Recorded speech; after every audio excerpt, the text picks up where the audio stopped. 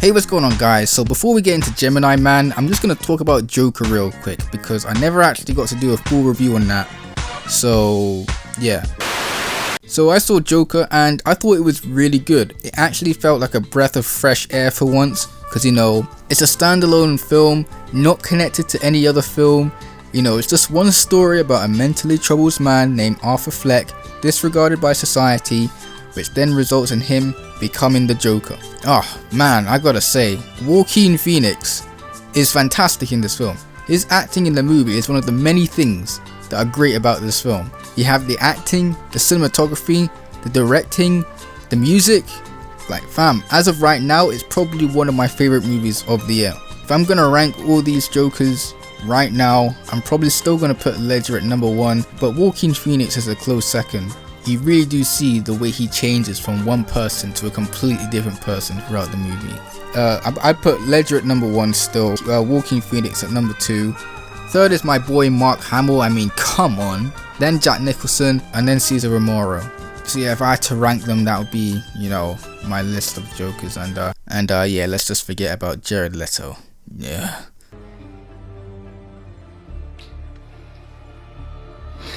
I could tell you meant that. I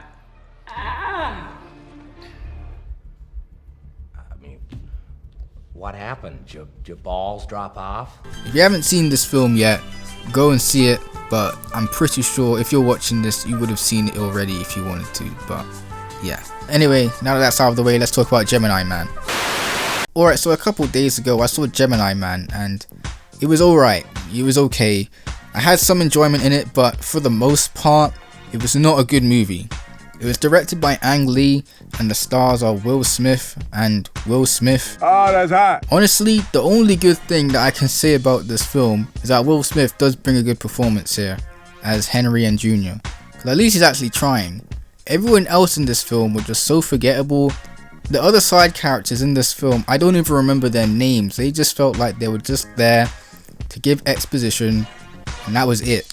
The main villain in this film as well, so forgettable. Literally, it was just the generic bad guy that you've seen all the time. Not even intimidating, no emotion, just lame, man. So yeah, Will Smith was the only person in this film who actually gave something, so yeah. I make this look good.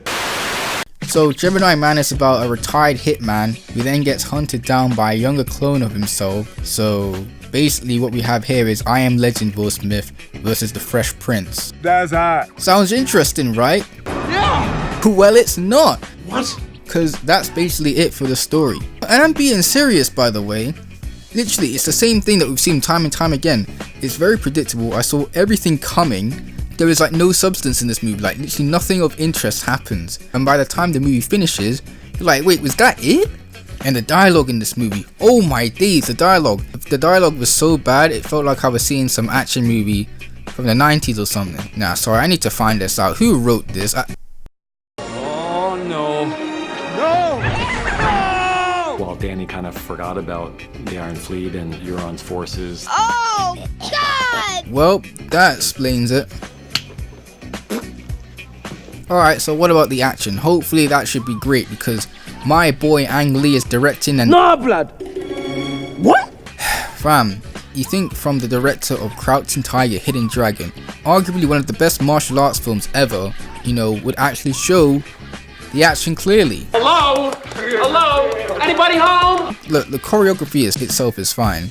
It's just the way that it's shot. It's just so annoying because it's too close, like you can't even see what's happening. It almost looks like he's trying to hide something. Again, the action itself ain't even bad. Just pull the camera back a bit please, so we can actually see what's going on. Like the John Wick series got it right. What's this film's excuse? Let's talk about the de-aging technology to make Will Smith younger. That was a big selling point of this film. His character's name is Junior, right? Whenever Junior is in the dark, the de-aging looks really good. I mean, I was looking and I was like, that is young Will Smith right there. But whenever Junior is in broad daylight, it looks really bad. I'm telling you, it was the mouth that did it for me the most. So yeah, the de-aging, half of it was good, half of it not so good. A lot of people have been complaining about the frame rate of this film. You know, the fact that it's 120 FPS instead of the standard 24 FPS. Not even gonna lie, it did feel off at first because, you know, the movement is just a bit too fast for a cinematic picture, but it didn't actually bother me like I thought it would, although I still would have preferred it if it was just the standard 24.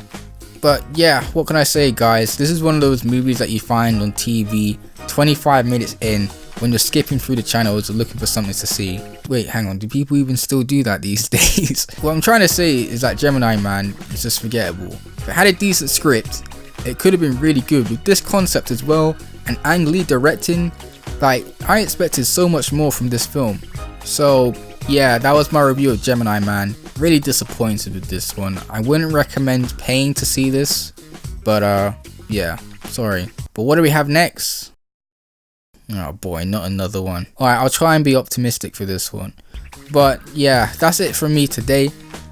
Geez, I did 2 videos. You guys are lucky, you got 2 videos from me today. If you enjoyed this review, make sure you like and subscribe. Hope you guys have a good day, and God bless.